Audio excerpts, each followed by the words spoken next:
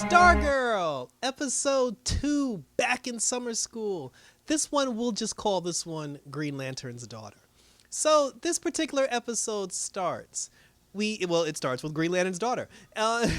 She's the daughter of Alan Scott was his name. He was the Green Lantern, the member of the JSA, and he passed away. Now it takes us to his daughter, where I guess because he died, I don't know what happened to the mom, but she the daughter, she grew up in foster care. And, she grew up in the foster system. She's 18 now. It was her 18th birthday, and they flat out kicked her ass out of the out of the group home. And that was gangster because the woman that was in charge of the group home, she was just like, oh, you're 18 now, so it's time for you to go off into the world and discover yourself and do your own thing. And then she was like, oh, by the way, being a goody two-shoes know-it-all is very annoying, so I wouldn't advise you doing that in the real world. And then she gave her a package. She was just like, oh, this package, was given to me to give to you the day that you turn 18. So she told her happy birthday, and she sent her on her way. The girl, she opens the package, and the package not only had a picture of her younger brother in it, but it had a Green Lantern ring, the same Green Lantern ring that her father, used when he was a member of the JSA. Now, this girl has no idea what the ring is or what the ring does. So she takes the ring and she puts it on. And then once she puts the ring on, the ring starts glowing, and then it grabs her and drags her into a specific direction. Because we saw in the last episode, she broke into Courtney's house and she went after the Green Lantern battery, and she tried to take the battery from the Dugan household. So so it takes us back to present time now. Both her and Courtney are standing there, Pat's yelling at them both. And then, when he's talking, he's just like, oh, who are you? And then she's just like, oh, Alan Scott was my father. And then Pat was like, your father was the Green Lantern. And then she was just like, well, yeah. She said, who are you? And then he's like, I'm Pat Dugan. And she's like, oh my God, you're the Pat Dugan. You're a legend. And then everybody was like, legend my ass. I guess her dad used to talk about him all the time, because how else would she know about him? But, she said that he was a mechanical genius, and this, that, and the third. And then, when she saw Courtney, she was like, oh, because you have the cosmic staff, you must be Starman's, and then Courtney was like, no, I'm not Starman's daughter. And then she was just like, oh, then you must be Pat's, she's like, you must be Stripesy's daughter. And then she was like, no, I'm actually his stepdaughter. And then she was just like, well, the staff works for you, so, obviously you have to be special. But then she was just like, but Pat trained you, Pat taught you how to use the staff. And then she was like, kind of, sort of. But then, she looked at Pat, and then she said, she's like, Mr. Dugan, can you teach me how to use the ring? Can you teach me how to use the ring like my father did and be the Green Lantern? So Pat said yes, he agreed to do it. Now, because her and Courtney tore up the house, and it's really mostly Courtney's fault, not so much, the new girl's fault. They made Courtney sleep on the couch, and they gave the new girl Courtney's room and let her sleep in the bed. We later find out why the woman from the group home told her that nobody likes a goody two-shoes know-it-all. Because when Courtney woke up in the morning, there was this sweet smelling sound in the air, and there was breakfast and pancakes and freshly squeezed orange juice, and the girl had fixed all the damage that she caused. And that's when I was just like, okay, so that's what, and then she said, she's like, oh, when I was at the group home, I used to make Sunday pancakes for everybody at the group home all the time. And my guess is this girl is such a goody two-shoes. She's such a sweet, innocent, I just want to help type of girl that it drove the group home lady completely insane.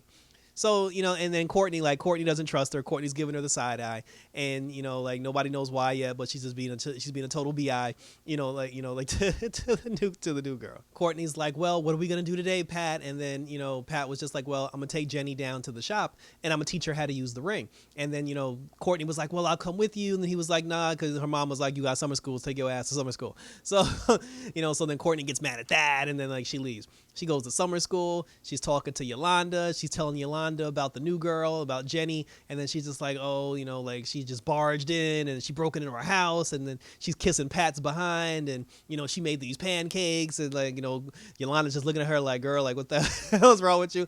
And I thought it was funny that Yolanda got straight A's in school and her parents still sent her to summer school. That was jacked up. Rick was supposed to be in summer school too, but he dipped because he was feeding Grundy, and he's taking care of Grundy. Beth ended up calling Rick, and then, Beth brought Rick down to the garage. So now Rick and Beth are at the garage. They're with Jenny and they're with Pat, while Pat is teaching her how to use the ring. And in an effort to teach her how to use the ring, she was able to create a car, with the power of will, which is what the Green Lantern is powered by. So then, after that, Courtney and Yolanda, they ended up going to the garage too. And when they went to the garage, Jenny saw Yolanda and she was like, "Oh, you must be Wildcat." She's like, I'm a big fan. Ted Grant will be proud of you." And then that's when Courtney was like, "Hold up, why y'all tell her about the JSA?" And then, and then Rick was like, "Because she's a legacy." Even Beth was like, unlike the rest of us, her and Rick are actual legacies. Like, they're the real deal. And I was just like, damn, Beth, you kind of like, you kind of like needling that one in, and then Courtney got upset. And then she's just like, "Oh, like, I don't trust her." And then, like, this girl, she came into the house and she could be anybody. She could be a spy and blah, blah, blah. You guys are falling for it. And then Jenny gets mad and she gets upset and then she leaves. Rick gets mad at her. Everybody gets mad at her. Her and Pat have a conversation. And Pat even told her, Pat was like, "Listen," he said that he said your greatest strength and your biggest power, it's not being Stargirl. He said your biggest strength is that you can see the good in other people when no one else can. And he said that you saw something in Rick, you saw something in Beth, you saw something in Yolanda. So if you can believe in all these people and, have put faith into all these people, they're just like, why don't you want to give this girl a chance and put faith into her too? He's like, "I don't get it." And then she told him, she was just like the thing about it is, she said that Jenny represents everything that she wishes she was. Jenny's an actual legacy. She's the daughter of a superhero. She has magic power. She knows about the JSA situation. Like, she's the real, like she even said, she's the real deal. And, she was just jealous because she's everything that I always wanted to be. And she said that when Jenny's around, I feel like a fraud. Now, I get that, and that makes perfect sense. But then it's like, why don't you feel that way when Rick is around? But and then Pat ended up getting a call from his wife, and then he was just like, "Yo, go talk to Jenny. I gotta go handle some BI." So Courtney goes downstairs. She goes to apologize to Jenny, and then she's just like, "I apologize for being, for acting that way." She's like, "I was just jealous of you because you're the real deal." She's like, "You have everything. You have it all." And then emotionally, Jenny got out of control because she was like, "Stop saying that I have it all. I don't have anything. All I have is this ring. I don't have my parents." She's like, "Hell, I don't even have my brother." And then everybody was like, "Oh, you got a brother?" And then she was like, "Yeah, and I'll never see him again thanks to this stupid ring and this battery." And then she punched the lantern with the ring and she knocked the lantern on the floor. When that happened, the lantern started glowing, and then like this whole big chain reaction happened to the point where like all the kids got scared, and then they started freaking out. When Pat left, he went to go check out a situation because earlier this gentleman came into his wife's job and he was looking to purchase the items from the old JSA, from the old ISA, the Injustice Society, like more specifically, the ISA guy that does like the magic, I forgot the guy's name, the one who did the magic. He found out that a lot of his items were on sale for auction. And when he came down there to go pick up those items, see if he could purchase those items, we find out that it's the Shade. He's totally cool. And I like the Shade. I love this dude's character because not only is his name the Shade, but he throws actual shade at people.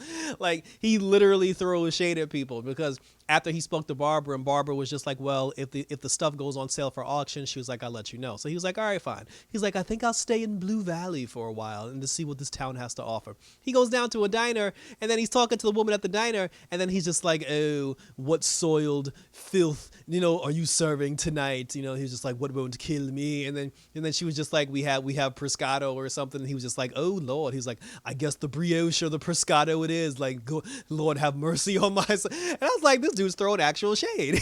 He's throwing like real shade. And then Pat comes into the room. Pat has this whole conversation with him. He starts talking to him. And then Pat's just like, "Oh, you look familiar. That's a nice watch. I saw the car that you're driving."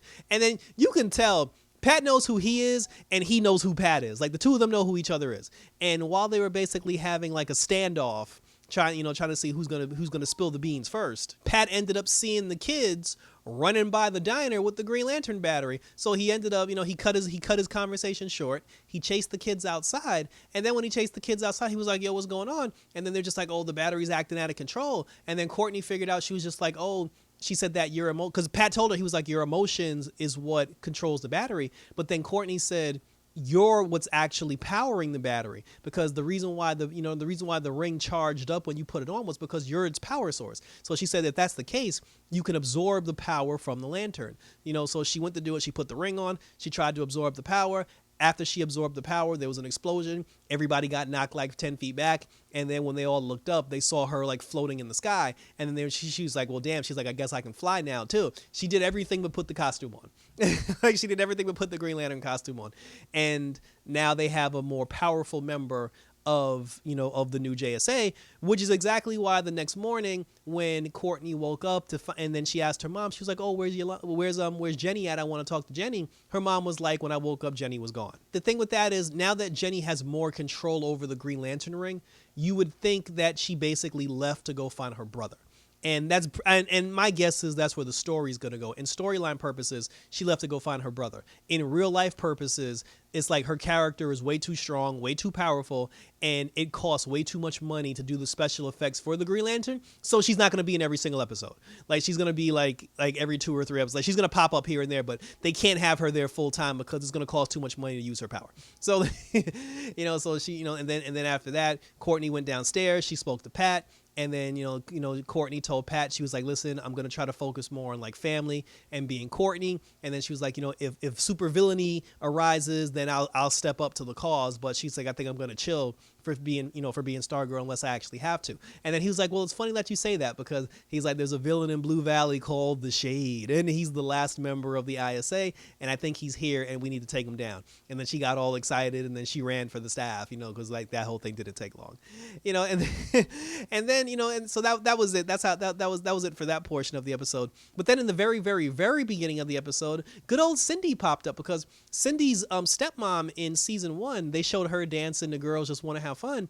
And then Cindy showed up at her door and she was like, hey mom, nice to see you again. And she just moved on in, and took over. But the funny thing was the jewel that Cindy has got into the stepmom's head and was telling the stepmom like, oh, you're going to have to kill her. Otherwise she'll never let you go. You'll never be free. You're going to do her bidding forever unless you take care of her once and for all. The crystal basically got into her head. And then when the crystal got into her head, Cindy came home from wherever, I guess from ISA headquarters. Cindy came home and her stepmom tried to kill her. And then, her and the stepmom got into a fight. And then the crystal used that as a justification to kill the stepmom, and then he absorbed her soul and absorbed her energy. And then when then Sydney snapped out of it. She was like, "What did you do?" And then he was like, "I fed off of her fear, off of her rage and everything." And he was like, "Oh, it felt good." And then Sydney got mad and she was like, "Don't do that shit no more," because she was like, "Your ass belong to me, and if you continue to do that, then I'm gonna put you back in the box where you belong." And he was like, "Sorry, Sydney." He's like, "I am at your command." So this little crystal thing has a second agenda because it's like, yeah, he's working with Cindy, but he's also going behind Cindy back because he has like his own objective, his own thing that's going on. But I still want to see what happens when Cindy tries to recruit the other, like the children of the Injustice Society, because we didn't even get to that yet. And I'm definitely looking forward to that and then see where it goes. Pat's striped suit, Pat's striped robot got a flamethrower. So, so look for that thing to be totally souped up by the season finale. So thank you for tuning in. Leave your comments down below. Let me know what you think about Stargirl so far. Let me know what you think about Green Lantern's daughter and the fact that they're going to keep her off TV for a while because they can't afford her powers. Let me know what you think's happening with the JSA and the ISA and everything in between. And what do you think of the Shade?